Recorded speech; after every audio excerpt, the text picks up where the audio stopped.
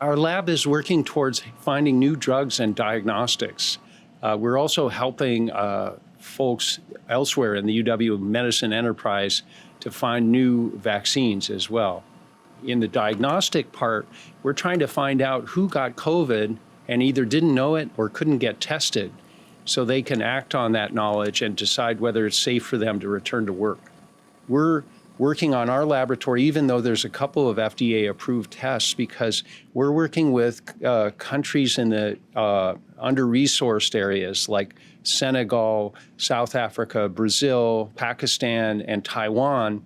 And we want to be able to provide diagnostics for them at a very reduced cost. After the virus has left the body, then we make things called antibodies to the components to the virus. We can safely make those components in a workhorse like E. coli, and then use those to test people's blood for the antibodies. So that's essentially what we're doing. We're making the artificial viral components and then using those to test people's blood for antibodies.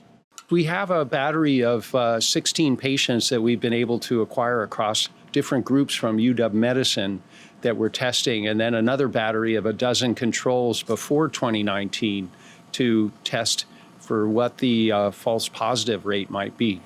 We're looking for anything that could tell us sensitively whether people have been infected by the virus. And then we're also looking for specifically neutralizing antibodies that might stop cell replication.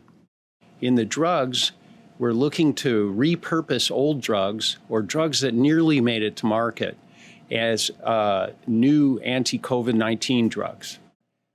We have access to a library funded by the Bill and Melinda Gates Foundation through Scripps Caliber. And this library has 14,000 different drugs and drug-like compounds. They include all of the FDA and the approved drugs around the world. It also includes all of the drugs that made it into early and late clinical trials, and it includes drugs that had good safety profiles in animals. So if we find a hit in any of these, they can be almost immediately repurposed. Obviously, the licensed drugs can be used today, and the other drugs can be brought along very quickly through the FDA to human trials.